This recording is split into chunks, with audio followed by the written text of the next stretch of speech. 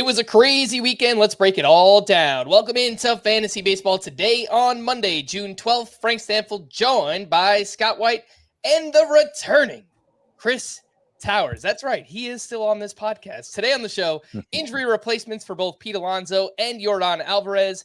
Gunnar Henderson had a breakout weekend, a vintage performance for Kyle Hendricks, and much more. Before we get started, please like this video and subscribe on YouTube if you haven't already. And if you're listening on the audio side, download, follow, and leave a 5-star rating on Apple or Spotify. Chris, you are back. How was life? I'm back for the last time. I know we've had this like 4 different times over the last month and a half. It's been a crazy couple of weeks for me, or month and a half, I guess, 6 weeks.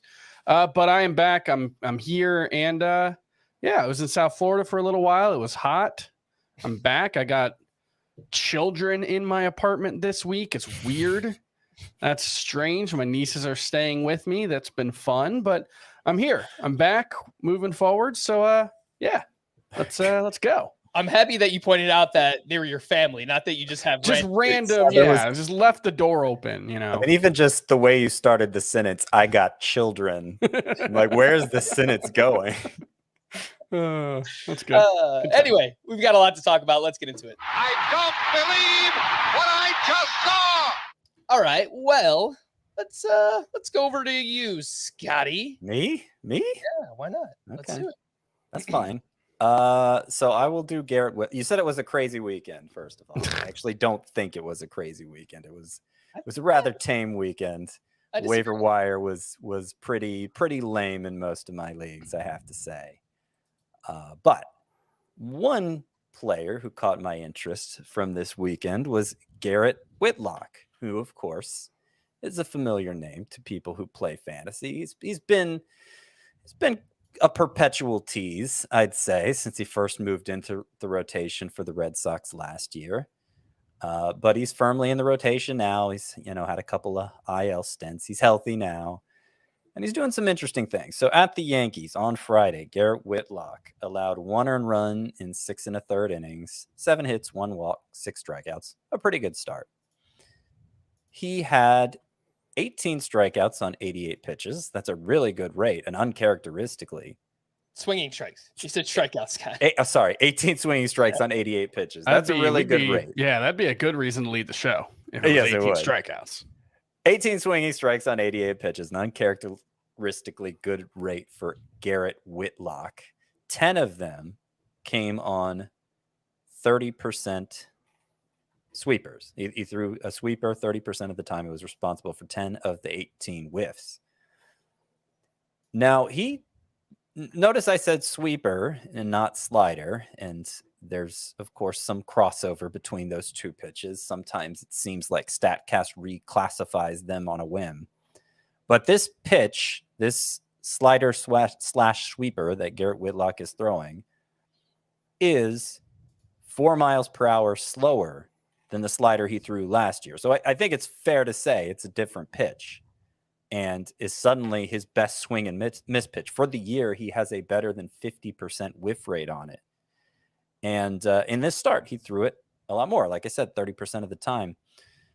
I've always been kind of a downer about Whitlock in the starting role, because like even when he was this dominant setup guy for the Red Sox, he wasn't a big bat misser. And normally when you're extended over more innings, you become even less of a bat misser. So what does the upside really look like for Garrett Whitlock? And like I said, he's been a perpetual tease. So, he hasn't delivered huge results in fantasy, but this pitch might be a game changer for him. And I feel like this start, we could point back to this start maybe as the time Garrett Whitlock emerged as a legitimate fantasy asset.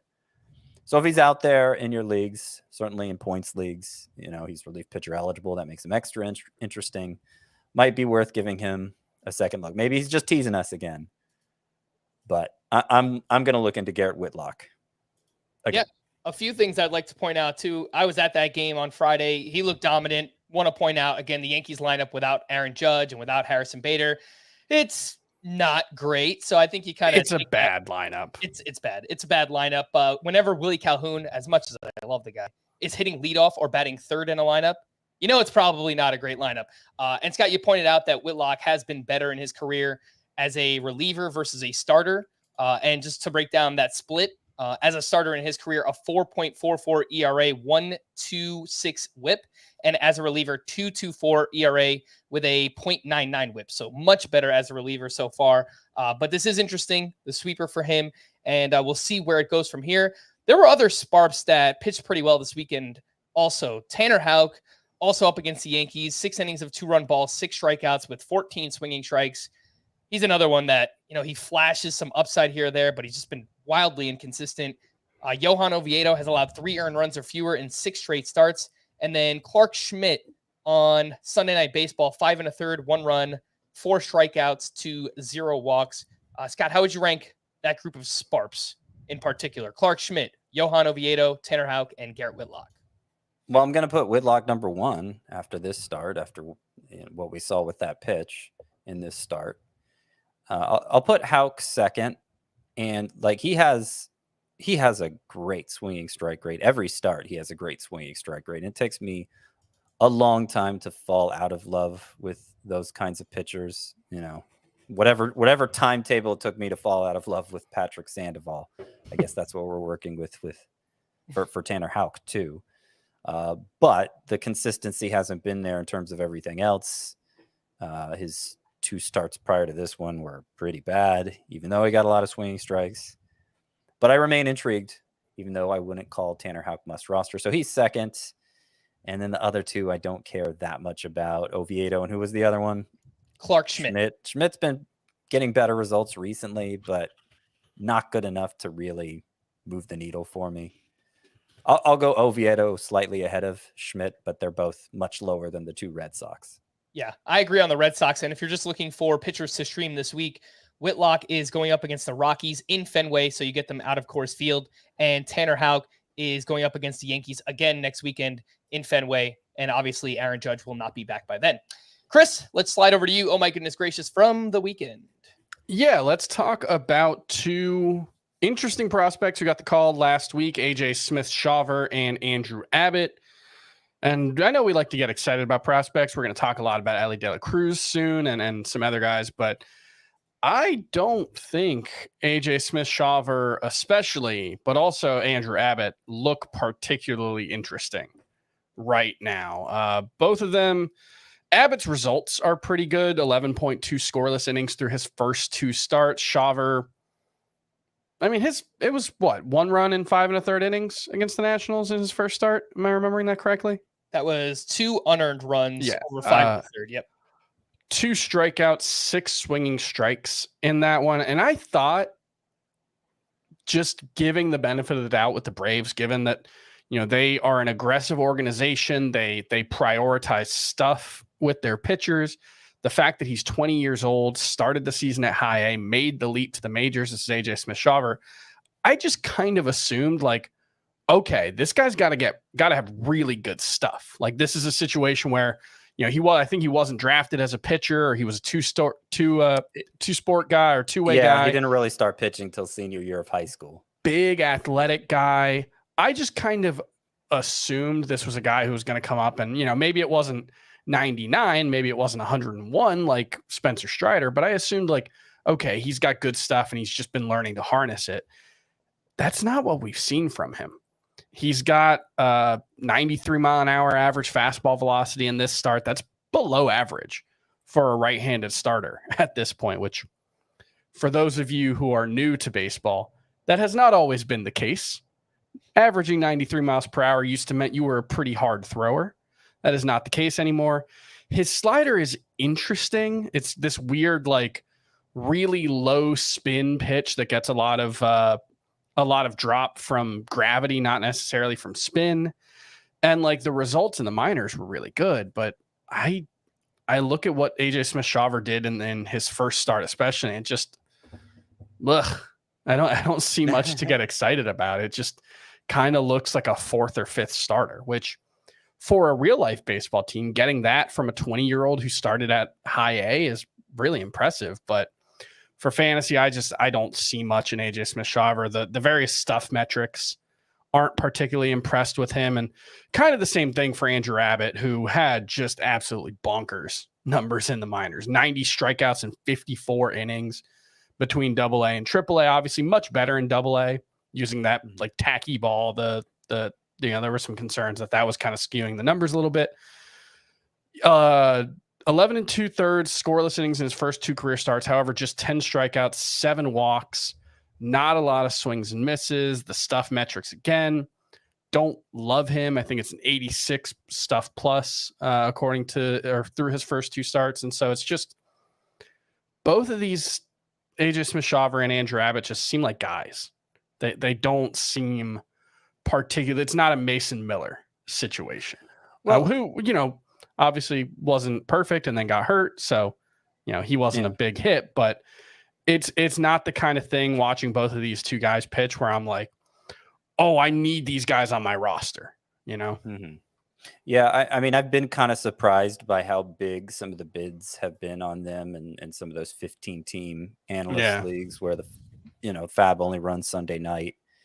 And so we get a chance to compare, how big the bids have been on these, because I agree these aren't like Tanner Bybee or even like Bobby Miller. They're just not that caliber. Not Bryce Miller even. Prospect. With AJ Smith-Shawver, I'm not ready to jump to that conclusion yet. I agree that like the performance against the Nationals on Fridays was nothing to write home about. It was good enough for a first major league start, but I expected him to get more strikeouts. The velocity, he doesn't normally average 93 on his fastball. That's not in the scouting reports, but some of the data we do have from the minor leagues, he was averaging 95 on his fastball. I don't know why it's been slower so far in the majors. I don't know if he's just being extra careful. I don't know what's going on there, but that doesn't have to be a permanent thing for AJ Smith-Shawver. And, if he does get that fastball up to closer to where he was throwing in the minors, maybe the results would look different. But I am definitely in sell high mode on Andrew Abbott, because the scout, like the MO on him was, okay, not a lot of velocity, but he's got this optimal vertical approach angle on the fastball that makes it really, sort of like the report on Joe Ryan, makes it really difficult to hit, gets a lot of swings and misses. That's why he had all those strikeouts in the minors, pretty good breaking ball to pair with it. So he was like, he has to miss bats in order to be effective, because he's not, the stuff, like the raw stuff just isn't that good for Andrew Abbott. And so in his second start, that we saw a continuation of what we saw in the first start, where he just wasn't missing that many bats. He missed, and on the fastball in particular, what's supposed to be his best pitch, he had 1 swinging strike on, I believe, 51 fastballs this weekend, did Andrew Abbott. Managed to get good results, okay. But I think he's playing with fire there. You mentioned the average exit velocity was very high. 96 miles per hour in this start on his average exit velocity. Yeah, it doesn't get much worse than that. So that he got through 5 2/3 innings without giving up a run. I mean, the ERA through 2 starts is great for Andrew Abbott, and that combined with the prospect type, combined with the minor league numbers, I think it's a good time to see what you can get for him, because if he continues down this path, it could get a lot worse. Yeah.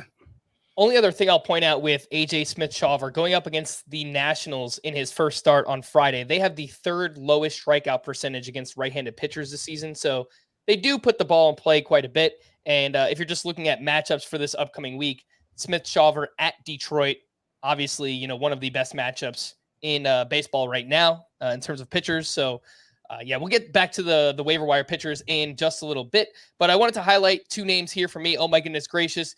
And kind of a tag team of the 2 top prospects coming into the season, and that's Corbin Carroll and Gunnar Henderson. First and foremost, with Corbin Carroll, he is just going wild right now. 3 for 5 with a double dong on Friday, and then he went 3 for 5 again on Sunday. He added another stolen base. He is up to 13 home runs and 19 steals. Entering Sunday, he was the 3rd best outfielder in head-to-head points leagues and in Roto. I mean, I know he's clearly the rookie of the year front runner? There's nobody I'm forgetting, right? No, he very clearly is. Although I saw Elly De La Cruz's betting odds are closer to Corbin Carroll. Go put some money on Corbin Carroll for that. I agree. He's on pay, and he's probably not going to continue this, but his current 150 game pace, 308 average, 116 runs, 32 homers, 81 RBI, 47 stolen bases. He's not just the rookie of the year front runner. He's a legitimate NL MVP candidate right now. Before today's game, he was 5th in the National League in wins above replacement, just 0.2 behind Ronald Acuna. Yeah. He's a first rounder, right? No, I mean, the way he's playing right now, he's a top 5, top 3 pick next year. Those numbers that he's Trey Turner. Those numbers you read off, Chris, just 150 game pace, it reminded me a lot of breakout Ronald Acuna, right? Basically what Acuna is doing right now, he's really not far off from that, and he's doing that as a rookie. So Corbin Carroll has been obviously ridiculous, and we've been waiting all season for signs from Gunnar Henderson, and we've seen some stretches here to there, but not enough consistency. Hopefully this is what gets him on track. I think maybe we could look back at this weekend later on in the season and say, that was the weekend. That was the one that got Gunnar Henderson on track this year. He had 9 hits, including 2 homers and 2 steals.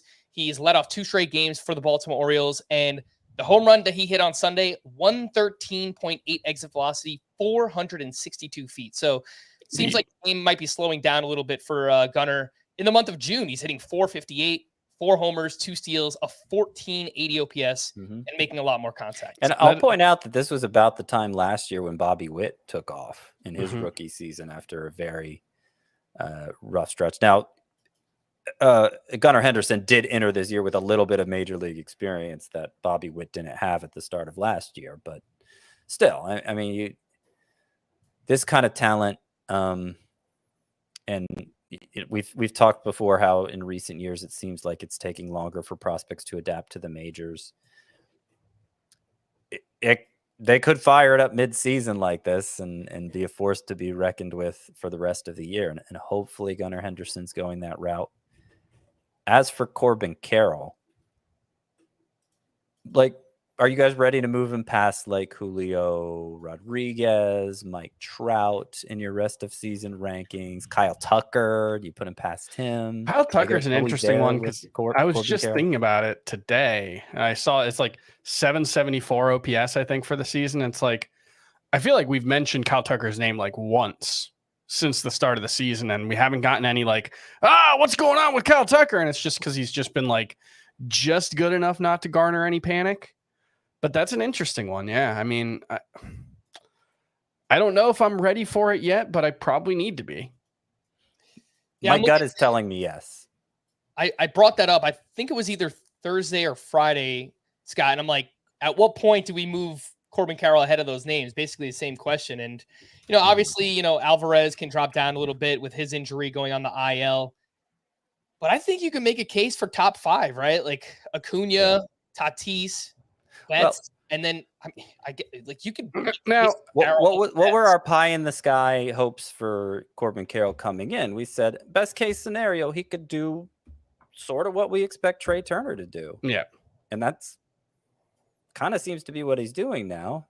Yeah. Now you could look at the expected stats. Okay, the expected batting average is closer to 260 than 300, but you also look at the minor league track record, and this guy was basically this at every level. And, maybe it's taken him a couple months to really get up to speed in the majors too. Not that he was struggling early on, but maybe this is him taking off and becoming who Corbin Carroll was always meant to be.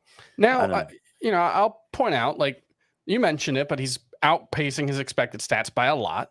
He has a 404 WOBA. He has a 350 expected WOBA. 350 expected WOBA is very good, but for example, Julio Rodriguez expected WOBA is 345. So, if those two numbers converge, I'll still lean towards the guy who was already a first-round caliber player last year, although certainly it's close. The other thing I would point out is just his numbers against non-fastballs are pretty grim.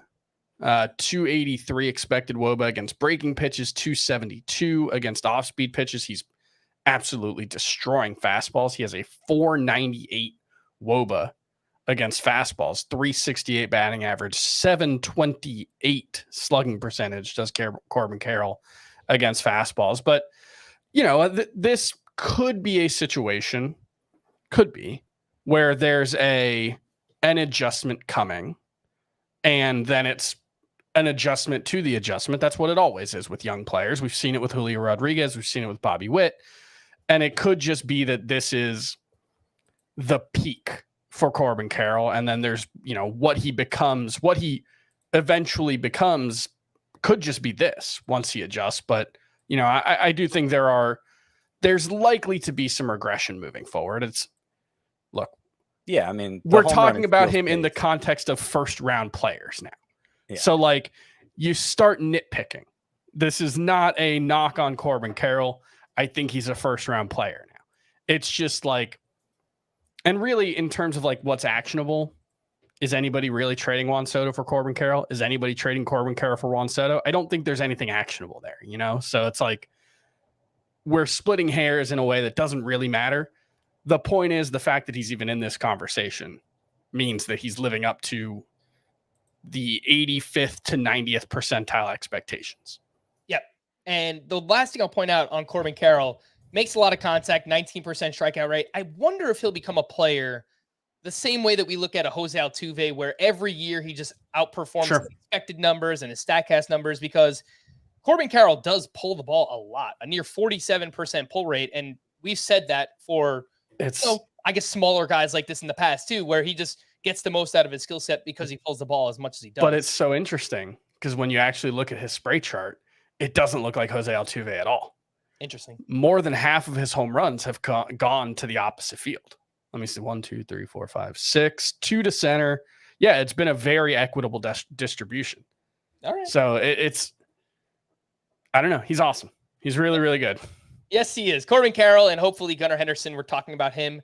Probably not in the same light, but hopefully use this as a launching pad for the rest of the season. Gunnar Henderson, the longest home run that has ever been hit to Utah Street at Orioles Park at Camden Yards, through 462 feet. That's impressive. Yeah, sure is. All right, let's take our first break, and when we return, we'll talk about another player who's young and really awesome. We'll do that right after this. Someone hunted a hunter. This is the work of a serial killer. Pickett thinks he can do a cop's job. Drop your weapon! Stand down! No one trusts a lone man in the wild. Joe Pickett Season 2 is now streaming on Paramount Plus. Use promo code Pickett for 1 month free trial. Credit card required. Terms apply. Welcome back. And are you interested in buying some Fantasy Baseball Today merch? Well, now you can at the Paramount Shop, which offers a mountain of merch from the Paramount shows and movies that you love. Scan the QR code in the top right corner if you're watching on YouTube, or head to ParamountShop.com. Paramount Shop, where products are paramount. I know that we've talked a lot about Elly De La Cruz so far in his short stint up here in the majors. He's only played 7 games. He just continues to amaze. He had 4 more hits this weekend, including 2 more steals. And Chris, I just kind of wanted to get a Cliff Notes, Spark Notes, your early takeaways from Elly De La Cruz and what he's done, because power and speed has been there, but he also has 10 strikeouts, which equates to a 37% strikeout rate. What do you think? I'm really, really happy that we only had to live a month in an O'Neal Cruz-less world, because Elly De La Cruz is just like a carbon copy of O'Neal Cruz, and I love it. He has the 2 hardest hit balls by a Cincinnati Reds player this season. He has I think it's at least the 6 fastest sprint speeds by a Reds player so far this season. I'm not sure if it's more, but it's at least the top 6. And the 2 hardest thrown balls by a major league infielder this season. I think one of them reached 97 miles per hour. He is ludicrously tooled up. And also, I think you can reasonably call him a sell high candidate right now, because he's the most exciting player in baseball and he's must-see TV, and people are dropping $500+ dollars in fab on him in high stakes leagues. And this is a guy who's going to strike out a lot. No matter what, there's going to be a lot of strikeouts here. And it could be a point where he just can't overcome it. It's entirely possible. We saw it with O'Neal Cruz last season.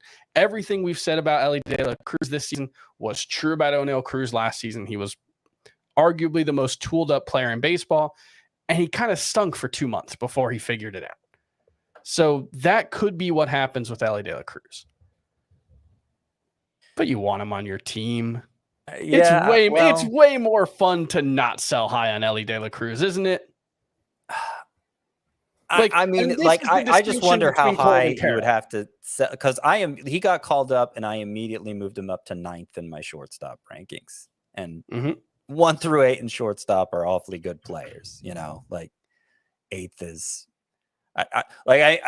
in categories leagues, I immediately had him ahead of Xander Bogaerts, for instance. So that's a top 60 player, probably, maybe top 50. Right. So you'll have to get somebody real, and I'm not opposed to it. But I think anything less than that, you're really risking missing out on huge production because, the O'Neal Cruz comparison is apt and they're often compared. I do think Elly De La Cruz is just a little bit better. Just a little bit better. It's hard to say that because we've already used such superlatives for O'Neal Cruz. Elly De La Cruz seems just a little bit better at everything. And the fact he managed to maintain very high batting averages in the minors, despite striking out at a high rate there too. I don't think we know. I've often made the argument that a guy who strikes out more than 30% of the time in the majors is probably doomed to a low batting average at worst. But the way to get around that is with premium exit velocity, superlative exit velocities. And I don't think we know what it takes for somebody who hits the ball as Elly De La Cruz does. I don't know what it would take to stop that in terms of strikeout rate, because we've never seen somebody who hits this ball this hard before, except maybe O'Neal Cruz. But again, Elly De La Cruz seems a little bit more consistent with how hard he hits the ball even than that. Mm-hmm. And in my 2 15-team roto leagues where Fab already ran, Elly De La Cruz went for 690 out of $1,000 budget, so 69%, and he went for 377 in the other one. So 308 and 580 in my 2 ones that just ran. So I think it's going to be all over the place, but ranging anywhere from 30% to as high as nearly 70%. I mean, he's already 95% rostered on CBS, so it's just because Tout Wars and TGFBI have NFBC have weird rules about when players can and can't be added. I think is the only reason why De La Cruz is available. And most leagues have daily pickups in some way. So, it's only relevant if you're in a weekly Fab run league or waiver wire run league that he's still out there. But I'd throw as much as you possibly can throw at him without putting yourself in a position where you can never pick up anybody again. Like if 0 bids are allowed in your league, throw everything at him and just rely on $0 the rest of the year. If you have to make a $1 bid to get anybody, minimum $1 bid, then maybe leave yourself with a couple dozen dollars. But that's it. All right, let's get into the waiver wire pitchers. And this first group was going to include AJ Smith-Shawver and Andrew Abbott. The other name I had in here was Brian Bayo, who now has back-to-back quality starts. He pitched 7 innings of 2-run ball with just 3 strikeouts at the Yankees. He's down to a 3.78 ERA. He does have a pretty high whip, 1.34, nearly a strikeout per inning. Has been pitching much better as of late. Chris, since you had the skepticism on this group of pitchers, would you put Brian Bayo at the top ahead of Smith-Shawver and Andrew Abbott? I think he's right in that same group. I think there are things to like about Brian Bayo, but I don't know. He throws hard, but he doesn't get a lot of whiffs. He doesn't have consistency with his breaking pitches. Even today's game against a very bad Yankees lineup, he got 3 strikeouts and walked 2 over 7 innings. So it's was he actually good, or was it just that nobody on the Yankees can hit? I mean, DJ LeMahieu has like a 30% strikeout rate right now. Like it's a rough time in New York. I'm going to put Bello ahead of those other two because I think, he's an extreme ground ball pitcher, at least close to the level Framber Valdez is. And among what we've seen in the majors so far between Abbott, Smith-Shawver, and Bello's changeup appears to be the best swing and miss pitch of the three of them. So I think he has them beat on two fronts, and I think he's close to. I think Bello's potentially close to having like a real breakthrough that makes you wish you had already picked him up. So I'm going to say Bello over those other two. And Bello going up against the Yankees again this week without Aaron Judge, so pretty good matchup for him as well. Waiver wire pitchers part 2. Domingo Germán has turned in another quality start. He was up against the Red Sox, 6 innings of 1-run ball with 5 strikeouts. He's got the ERA down to 3.49 with a .99 whip. Josiah Gray had a solid start at the Braves, 5 innings of 1-run ball, 6 strikeouts with 18 swinging strikes on 96 pitches. And Braxton Garrett keeps racking up the whiffs. I know he's not getting quality starts. He doesn't go 6 innings, but 5 1/3 shutout, 9 strikeouts to 1 walk, 14 swinging strikes at the White Sox this weekend. Scott, how would you rank this group? Braxton Garrett, Josiah Gray, and Domingo Germán. I will go Germán first. And then I guess I'll go Garrett, just because the more we see of Josiah Gray, the less there appears to be to like. He goes deeper into games than Garrett. Like, that's the biggest knock on Braxton Garrett is I think he's only had 1 start this year where he's gone 6 innings. And that's kind of a big deal if you're talking about making a fantasy impact. But over his last, I guess you have the number here, last 7 starts, the 2.89 ERA. And also like a 16% swinging strike rate during that stretch. Actually, okay, this is what I have. Last 6 starts for Braxton Garrett, 2.25 ERA, 1.04 whip, 16% swinging strike rate, mostly on the strength of that slider. He's introduced a cutter to his arsenal that seemed to help him take off in some way. It doesn't look like a big swing and miss pitch on its own, but it's helped. I think it's helped bring out the best of the slider and make it so he gets more whiffs with that. So I'm interested in Braxton Garrett because I like the way he's trending, and yet I don't think, because he tends to have these 5-inning starts, I don't think he's been particularly useful yet. I think it's a low ceiling, high floor play with Braxton Garrett, and I don't know what the Marlins are going to do about Trevor Rogers, who had a setback this week, but it was a non-throwing shoulder, and it seems like he could still be back within the next week or so. And so I think they should just go with a 6-man rotation. I think it would be incredibly stupid if they sent Yuri Perez down. I don't think Braxton Garrett's going to get sent down, so we'll see. But I would probably rather have him than Germán or Josiah Gray, just because I feel like he's a little more predictable. Right, he's had the one horrible start that came against the Braves where they had, I think, 14 hits and 11 runs. Outside of that, his ERA is like 2.6 or something. Braxton Garrett's actually been really good this season. So I think, just because I don't have much trust in Germán or Josiah Gray, both of them, the peripherals suggest that they're more like 4-5 pitchers than mid 3s. So I would just kind of go with Garrett there. Germán gets strikeouts at least. He gets some strikeouts, but he's below 1 per inning, right? And Germán has a .99 whip on the year. Yeah, Josiah Gray's got to be at 1 point. Like Josiah doesn't get strikeouts at a good rate, and his walk rate is now 4.6 per 9. Yeah, his whip's over 1.4. Yep. I don't know how Josiah Gray still has a 3 ERA.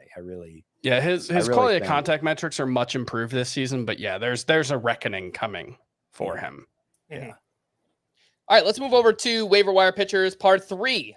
Obviously, there's a lot of names emerging every weekend, and Kyle Hendricks, it took us nearly 35 minutes here to get to him, but the reason being is maybe we just don't buy it. Even though it was a fantastic start and he took a no-hitter into the 8th inning at the San Francisco Giants, he allowed 1 hit, 1 walk, 3 strikeouts over those 8 innings. He only had 6 swinging strikes.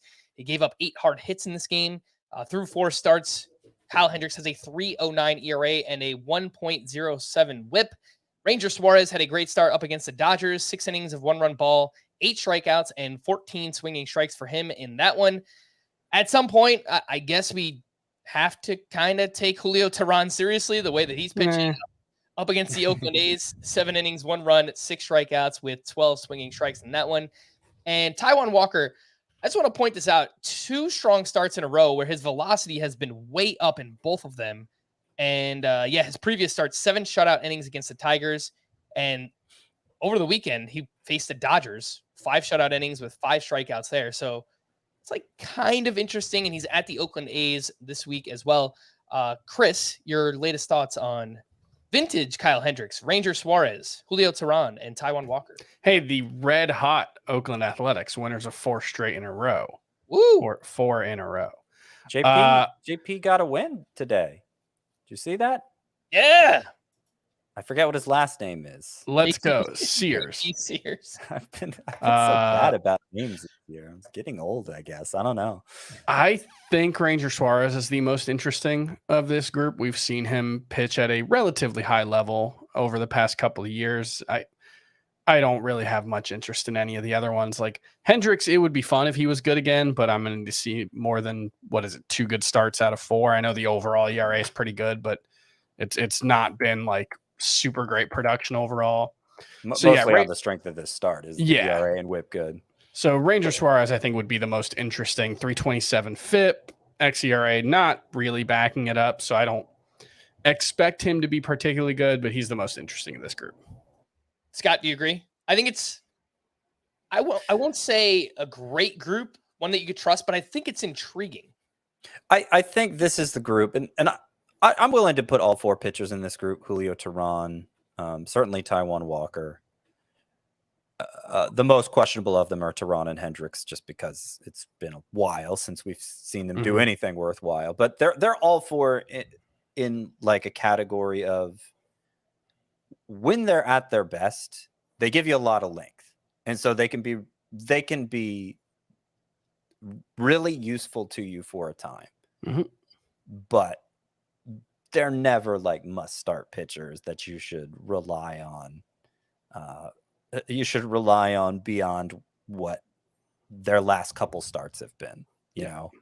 And they're going to be added and dropped as needed throughout the year as they're going. And I think the biggest thing is, I don't necessarily know that there's much that any of them are doing that's super predictive moving forward. Like, I think it's just like sometimes pitchers like this pitch well, and that's not to say that there's no reason for it. Like in Kyle Hendricks' example, his command was probably really, really good in this start. And that's always been the thing, is he gets a lot of weak contact. He doesn't give up walks, and it, helps him overcome a lack of strikeout stuff. It's just, it's been a long time since we've seen him do that consistently enough. And I don't necessarily know that the fact that he did it this weekend means he's going to do it for the next 5 starts or 10 starts or even 2 starts. And the first time around, I mean, even the Kyle Hendricks we knew 2020 previously, like it was such an odd type of pitcher, such an odd formula for success. Soft tosser. It was 1 of 1. Right. And so it took me like 50 starts into his career for me to actually buy into what he was doing. So how long is it going to take? If he has a career resurgence here, how long is it going to take for me to fully trust in it? Kyle Hendricks was like one of the most profitable pitchers in fantasy for like 5 straight seasons, because it was just like, he can't keep doing this. And then and it was because there are a handful of pitchers who just blow up the model, right? Like the XFIP model, where it assumes, hey, most pitchers don't have that much control over the results on balls in play. Strikeouts, walks, and home runs, that's what matter. And Kyle Hendricks is one of the very rare pitchers who actually did at his best. And maybe he's back to being that. It's just, it takes a really long time to know when that's a skill and when it's just noise. And especially in this environment too, with the shift restrictions and being a pitcher who puts balls in play, this isn't the most ideal time to be a pitcher like that. So just pointing that out once again. And I think Hendricks' velocity, while he does not throw hard, it's like 88 miles per hour. It's actually up compared to where it has been. So we'll monitor it and see, if he could build off this. Obviously a great start here, but not fully on board yet. The big news from the weekend, we got Pete Alonso and Yordan Alvarez on the IL. Let's start with some first base replacements.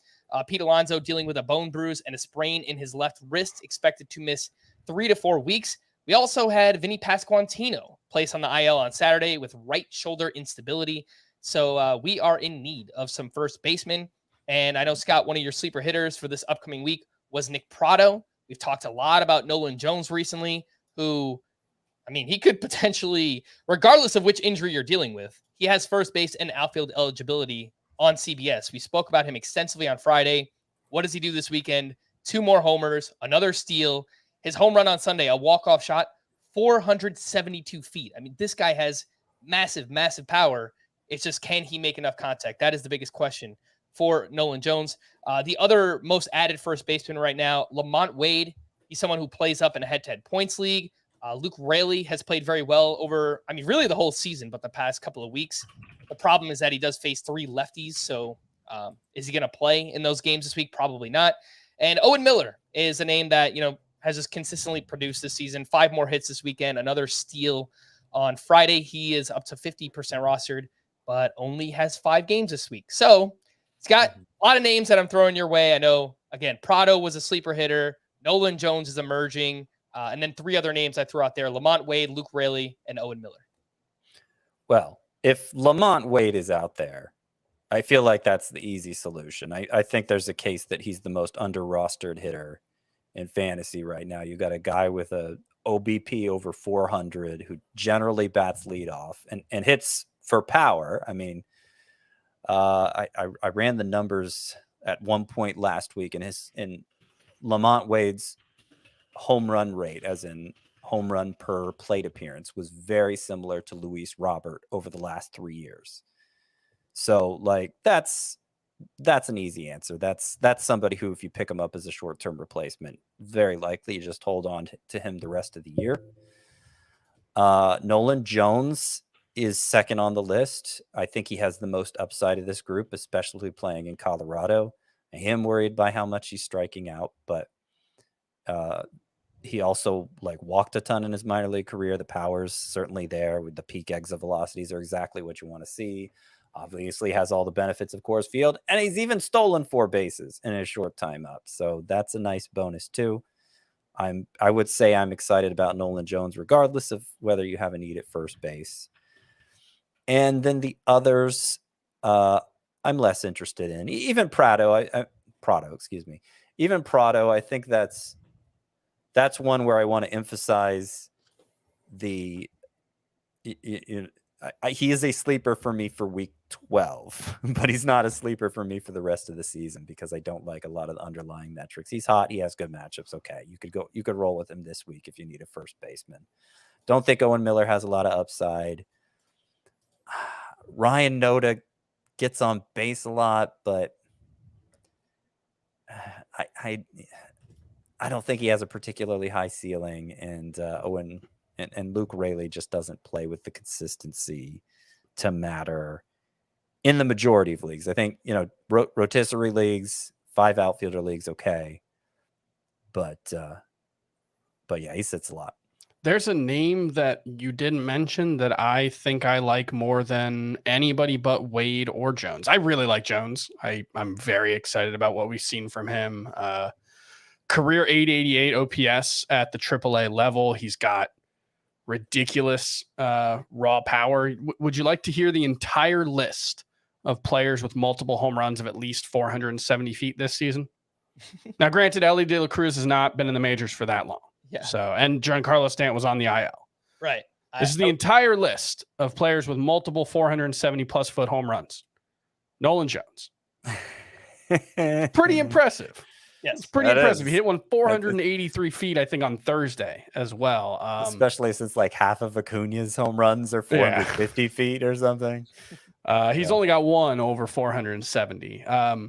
But yeah, Nolan Jones has 15 homers and 9 stolen bases between AAA and the majors. And yeah, he was playing at Albuquerque. That's a very good offensive environment, but Coors Field's a pretty good offensive environment as well. So I like Nolan Jones, but the name that you didn't mention so far, who I don't think we've mentioned on the podcast yet, but I really like, is Kerry Carpenter, who had 30 homers at AAA last season, was off to a decent start in April. I think he only hit like 214, but had like a 750 OPS, and then had multiple hits in every game since coming back from the IL this weekend. It was 3 games. He went 8 for 12, if my math is correct on that one. And he's up to an 847 OPS for the season.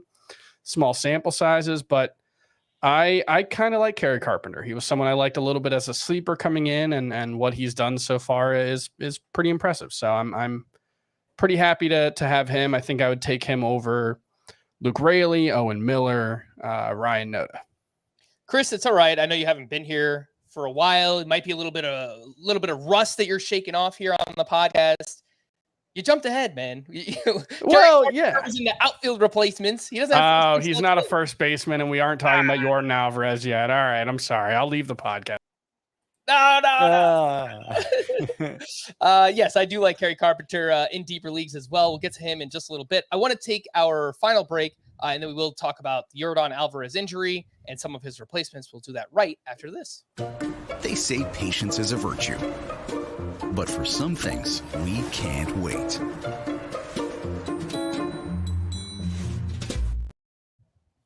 Big thanks to everybody here watching us live. 643 people. We do appreciate you. Make sure to hit that thumbs up, like this video, and subscribe to the channel if you haven't already. Yordan Alvarez was placed on the IL Friday with right oblique discomfort. We don't have a firm timetable, but as Scott pointed out, 4 to 6 weeks. That's probably what we're looking at here. There's some that it might be shorter than that. I saw over the weekend. They're not ruling out a minimal stay. I expect it'll be longer than a minimal stay, but maybe it'll end up being 2 to 4 weeks instead of 4 to 6. I hope you're right. And I hope I know many people are agreeing with that as well. Some of your sleeper outfielders for this upcoming week's got names that you liked. Marcell Ozuna. We know he had a big May. So far, he's having a very good June as well, batting .393 with 2 home runs. Adam Duvall and Eddie Rosario were also on your list. A few names that made some noise this weekend. Jock Peterson went 4 for 4 on Friday and then hit a home run on Sunday. The problem is that he faces 3 lefties this week, so maybe more of a long-term play. I don't know that you want to trust it this week. And Jack Sawinski had multiple hits and a homer in 2 of his past 3 games. And he has 6 games this week, only 1 lefty on the schedule. So Sawinski is solid. Names in deeper leagues. I thought that there was a lot of interesting ones. Chris, you mentioned Kerry Carpenter, Leody Taveras, 2 for 2 with a double dong on Friday. He's played really well over the past month or so. Will Brennan had 2 more multi-hit games this weekend and stole a base on Sunday. Dylan Carlson returned from the IL on Friday. He went 3 for 3 with a home run on Saturday. Tommy Pham playing more now that Pete Alonso was hurt, and over his last 7 games, he's batting .333 with 3 homers and a steal. And Michael A. Taylor, used to play for the Royals. Now he's with the Twins, mostly known for his defense. He quietly has 9 homers and 11 steals this season. So I just picked him up in a few 15-team leagues because, pretty desperate out here. But Chris, anyone else other than Kerry Carpenter kind of catch your eye? Leody Taveras, Will Brennan, Dylan Carlson, Tommy Pham, and Michael A. Taylor. Not necessarily Carlson. I mean, Tyler O'Neill is nearing a return from his injury. He could be back by the end of the month. So I think it's a short-term-ish thing for Carlson. Pham, I mean, I think he's still pretty good. I'm just not sure he's going to play every day moving forward. So I think there are those concerns. A guy who's rostered in the same number of leagues as Jock Peterson, who I like more than him, or Sawinski, is Ezekiel Duran, who has a 900 plus OPS since the start of May. He's been awesome. And the Statcast numbers mostly back it up. He's actually 377 expected WOBA right now for Ezekiel Duran. So really like what he's doing. Can't say I have much interest in Michael A. Taylor. And sorry, one more name.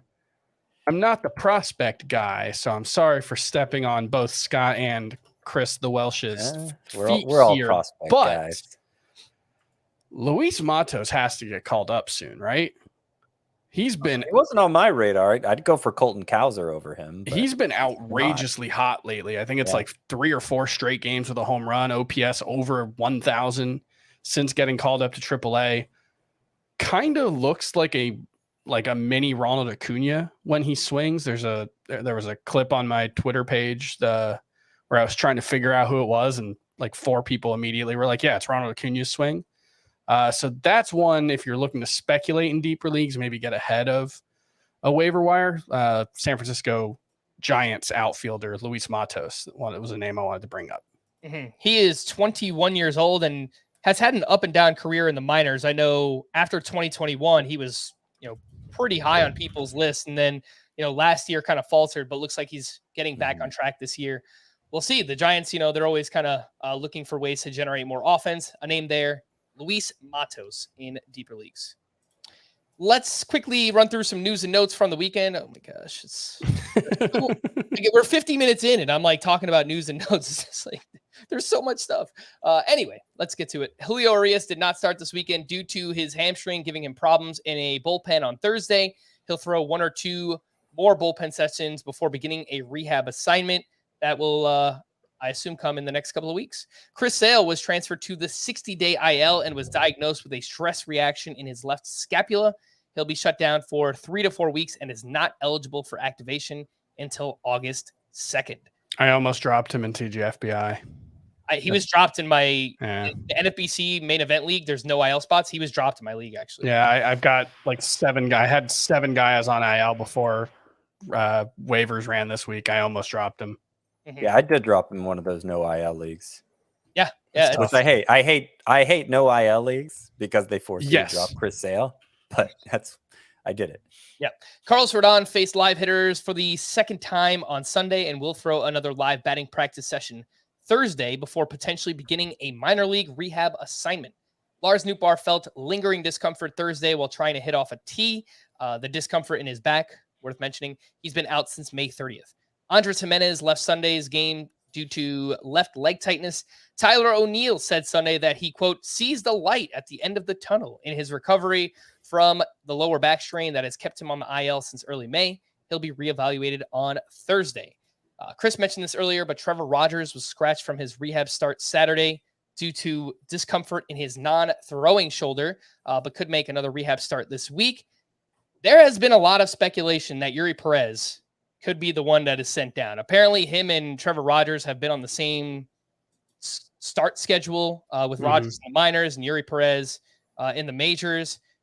Yuri is 20 years old, and he only threw 77 innings in the minors last season. And I know Craig Mish, who is as plugged into the Marlins as anybody, basically speculated that they want Yuri Perez to be fresh later on in the season if they're going for like a playoff run or whatever it might be. So there's a real chance that Yuri Perez is going to get sent down.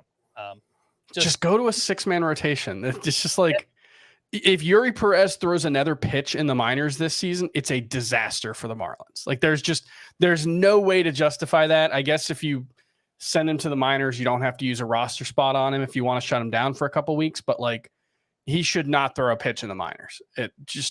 The Marlins have a bunch. Jesus Luzardo has innings concerns. He's only ever thrown like 111 in a season. Trevor Rogers has never thrown a full season. Like they got a lot of guys that they got to worry about innings for. So just go with a 6-man rotation, have Sandy pitch every 5th day. And if they're trying to compete this year, they're 8 games over 500. They're second in the NL East. Like Yuri there's Perez, no reason you should be going for it right now. Yuri Perez helps that cause. He has a 2.17 ERA in 6 starts. Well, that's also why they have to preserve his innings, though, right? Yeah. Like it could be a wind-up situation where they send him down to the minors for the minimum 10 days, don't have him throw a pitch. This is of course is when Trevor Rogers is healthy, and then bring him back as part of a 6-man rotation. For fantasy, like regardless of what the Marlins decide to do with Yuri Perez will be back pitching soon enough. Yeah. So I'm not that concerned with it for fantasy. I'm letting myself start to believe that the Marlins can make the playoffs this year. And I just want it noted, June 12th, 12:22 a.m. I'm saying that on a podcast. They're going to lose 7 games in a row. I thought about this today because they had another come from behind win in the 9th inning. And I'm like, the Marlins kind of feel like that, not destiny. It's the year of South Florida sports, baby. You know what? FAU, UM, Dolphins made the playoffs. Heat and Panthers are going to lose in the finals, but that's okay. It was still fun. You're not wrong. I don't want to have hope. There is something there. Kenta Maeda threw 4 scoreless innings in his latest rehab start at AAA. And somebody asked me this weekend, would you rather stash Maeda or Trevor Rogers? I would rather stash Rogers. I think so too. I'm gonna say Maeda, but I'm not. I don't think it's a high priority either one. Yeah. Yep. Bryce Miller had his start pushed back from Sunday to Monday, which now makes him a 2-start pitcher. He's going up against the Marlins and White Sox. Scott, I know you have your 2-start pitcher rankings. Are you starting Bryce Miller? So I do have him in the advisable in most cases category, which is just above the only in head-to-head points leagues category. It's dangerous. I understand his last 2 starts were dreadful. He's right there behind Luis Severino, who's in the same boat. But 2 starts with good matchups, it's just too tempting. I would lean yes on starting Bryce Miller. Amazing how quickly we go from historic start to, I don't know if you can start him in a 2-start week. Yeah. Yeah, I hear it. I understand why. I mean, his past 2 starts have been really bad, but Marlins and White Sox. Oh yeah, right, I would exactly. That's why I ultimately decided to put him where I did. I think not with a lot of confidence. Yep. Other players that went to the IL this weekend, unfortunately, Liam Hendricks with right elbow inflammation, and expect Kendall Graveman to see the majority of the save opportunities going forward, though he did blow one on Sunday. So I guess him or Ronaldo Lopez, those are the names there.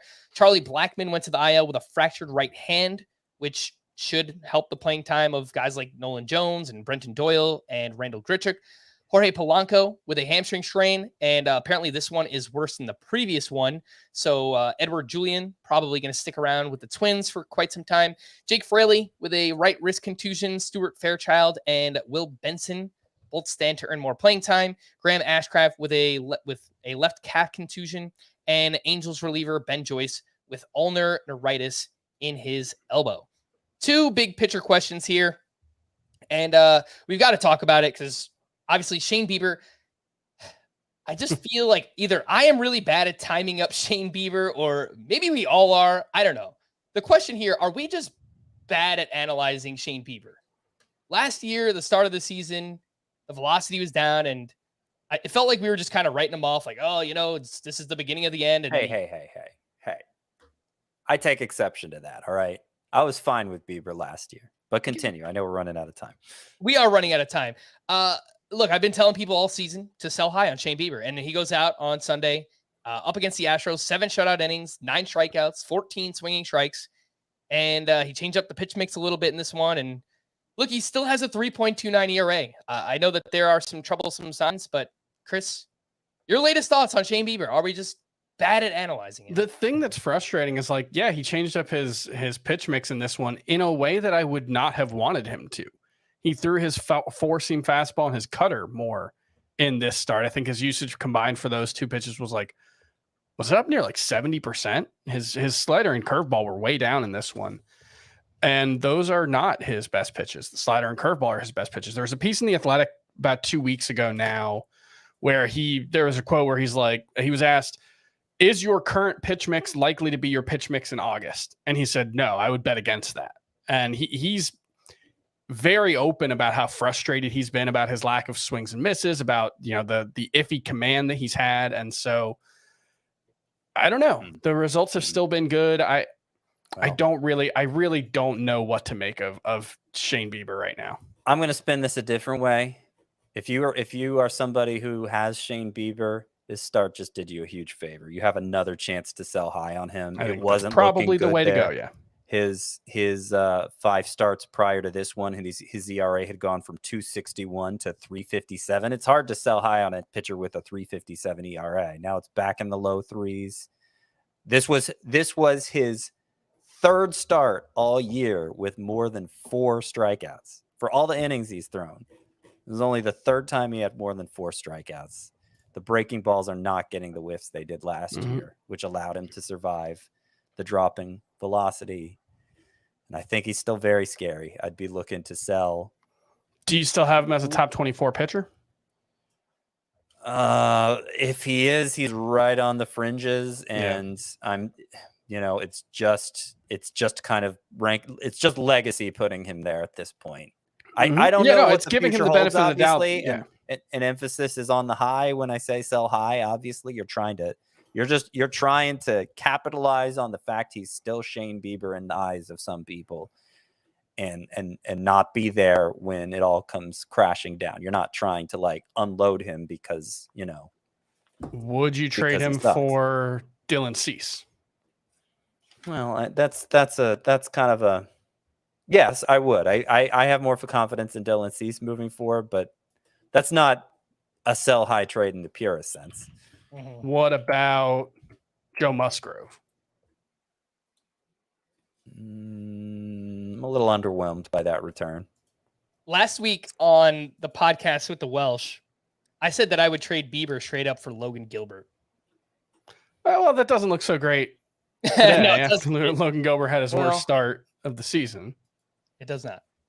I don't know that it's wrong, though. I mean, like, who do I think is going to be better moving forward? It's close. It's a close call. Like, certainly you take Mitch Keller over Shane Bieber, right? The metrics favor Gilbert. I would take Mitch Keller. Pablo Lopez? Bieber. Yes. I don't know about that. I think so. No, Logan Webb? Yes. I would do that. I would take Webb. I think you could get Gilbert plus, though. Like, just the name of Shane Bieber and the surface level numbers for Logan Gilbert have been underwhelming. Although his strikeout to walk rate and his swinging strike rate looks really good this year. So that's why I keep telling people to buy on Logan Gilbert. But I think my theory, someone's got to go into the Mariners locker room and just like, it's okay to walk someone. Both him and George Kirby. I honestly think that's the biggest issue, is that they're just like, they so badly want to not walk anyone that they end up leaving pitches in the zone. And it's just like, it's okay to walk someone, guys. It's fine. Just let it happen. Yeah, that's my theory. Yeah, might be. The other big question here regarding a pitcher, Blake Snell. Is Blake Snell back? Sure looked like it this weekend at Coors Field. 7 innings of 1-run ball, 12 strikeouts to 0 walks, 17 swinging strikes on 85 pitches. And the fastball velocity was up 1 mile per hour. That's now 4 straight where his fastball has averaged over 95 miles per hour. And during that time, he's allowed 1 earned run or fewer in each of those outings. So seems like there might be some kind of correlation there. And what's crazy is he's doing all of this without really utilizing his slider, which is arguably his best pitch. I mean, he threw a bunch of changeups and curveballs in this start, and it worked. But Scott, as we pointed out, like when we were, burying Snell earlier in the season, we always kind of did it with the caveat that he does this, and then he just kind of turns it on out of nowhere. And it kind of looks like that's what he's doing right now. Yeah, I mean, it's the unpredictability that made him so annoying, because like he's either useless or he's dominant. And last 3 starts have been his best 3 starts, and each one has been better than the last. So it kind of seems like he's finding that gear he has in the second half of each of the last 2 years earlier this time, which is nice. I wouldn't be so eager to buy him right now, Blake Snell, but I wouldn't be so eager to sell him right now either. I think he's just kind of a sit back and see where it goes from here. Chris, you have that look on your face like you want to say the staring into the sun thing. Well, or it's like a roller coaster, right? You go up a hill and you're like, oh, we're going up the hill. And then you go down the hill and it's like, oh, we're going down the hill. And it's like, you end up right back at the start of the, where they let you off and on the ride. And it's like, once you get on the ride, just ride it. Don't like get to the top of the hill and like try to unbuckle and like jump out. Don't like, this is just what Blake Snell is. And like, he's been this for long enough. Like, what's the definition of insanity? Doing the same thing over and over and expecting different results.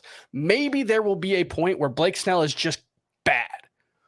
Or maybe there will be a point where Blake Snell is just good. But we're like 5 or 6 seasons into the Blake Snell experience. And outside of 2018, I think it was 2018. Yeah. It's been this. It's been, he's awesome for 10 starts and then he's terrible. And we try to figure out, what is can he tweak his fastball, his arm? And it's just like, I don't remember. It's a random number generator.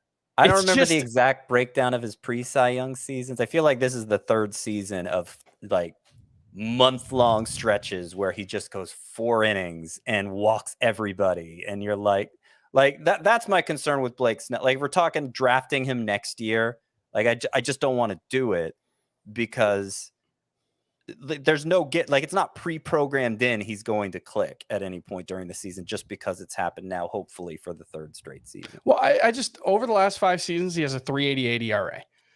That's what I expect from Blake Snell. 3.88 ERA, a bunch of strikeouts, not that many innings, and the way he gets there will drive you crazy. But I just, that's what I expect. When he's bad, when he's good, I expect that in the long run, he'll eventually end up there. And it'll be helpful. And I'm just not going to try to he's been bad for 4 starts in a row. I'm going to sit him against the Rockies at Coors. It's just, I think you just got to ride it. I think you just you either have to get on the ride or get off the ride. And once you do, you just got to be on the ride. I don't know. Off the ride. I think that's totally fair.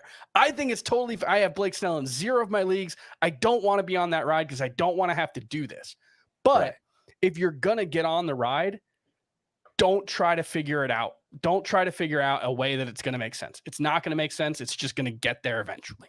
I think there's something actionable to this, though. I think people can confidently get him back in their lineups because he might have been out of the lineups for a while. You needed to build back some confidence, right? But if he goes 3 innings and gives up 7 runs in his next start, will you be surprised? Well, I won't. I say all this, and he's going up against Tampa Bay this week, so I probably don't want to start him against Tampa Bay. I think it's fine to start him. It's just I have no confidence one way or the other what I'm going to get out of him on any given start. I think he's a random number generator. All right. Well, let's talk about some bullpen updates really quickly for the Nationals this weekend. Kyle Finnegan on Friday, he entered in the 8th inning with a 1-run lead to face the heart of the Braves lineup. He gave up 2 runs, 1 earned, took his 5th blown save and 3rd loss. And it seems like they were going to go to Hunter Harvey there in the 9th inning. Don't really have much confidence in Kyle Finnegan at this point. For the Oakland A's, Trevor May struck out 1 or 2. I didn't write it down, but he picked up his 2nd save of the season. Looked like he was the A's closer. And then he pitched on Sunday, pitched in the 9th inning with a 5-run lead. And he looked really bad. He walked 3, gave up a hit, and he actually had to be relieved by Sam Long. So back to square one with the Oakland A's bullpen. I think Sam Long got 2 saves in a row, didn't he? I don't. Did he get one on Saturday? I thought he did. Let me make sure, but that's what I wrote earlier. Sam Long. Yes, you are correct. Yeah. He did that. Yep. But I assume Trevor May wasn't available for that one. He might not have because he was pitching on Friday.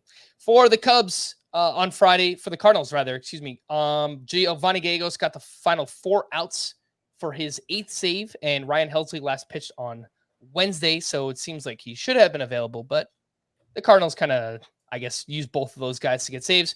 For the Cubs on Friday, Mark Leiter Jr. entered in the 7th with 2 outs, a runner on 3rd, and a 2-run lead.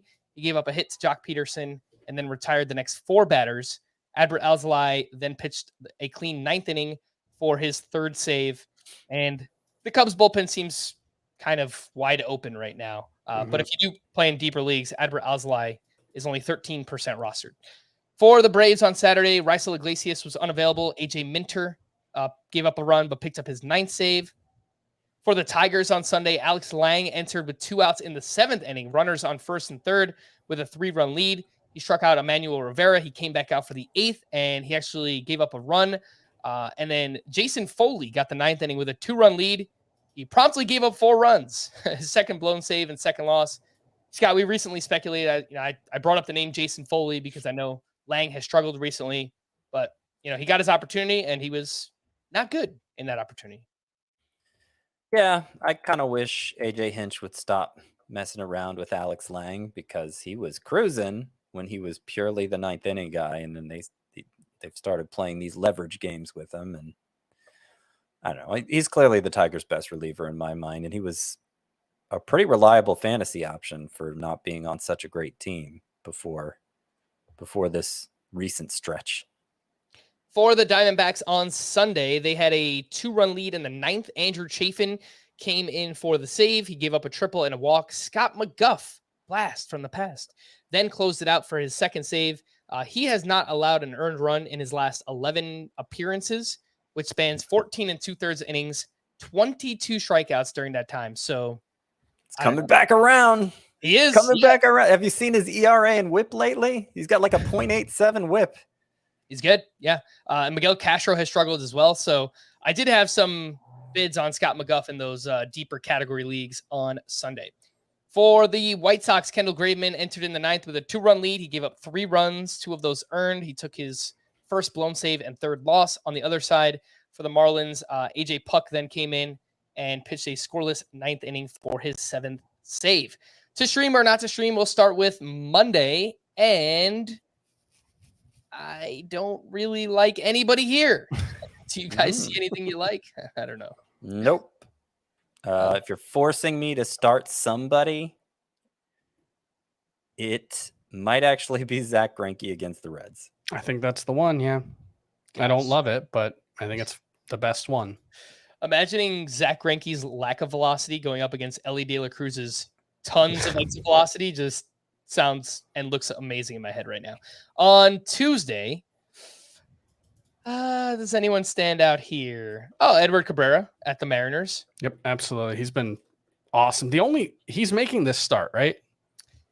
Yeah, because he left the last start with a blister, but I haven't seen anything on it since. So I assume. I looked this up on ESPN, but they're kind of liberal in their matchups. They throw a lot of names out there. I haven't seen any mention of who it would be if not. So I assume so that one, and I don't love Dean Kramer versus Toronto, but at home, I think he's an okay one. I think Cutter Crawford against the Rockies could turn out pretty well. Yeah, that'd probably be my second choice. And though I liked Reese Olson as a 2-start sleeper this week, if you're going day by day, I don't know that Reese Olson against the Braves is the best choice. I agree completely. We're going to wrap there. For Scott and Chris, I am Frank. Thanks as always for tuning in to Fantasy Baseball today. Please make sure to follow and leave a 5-star rating on Apple or Spotify. We'll be back again tomorrow. Bye-bye.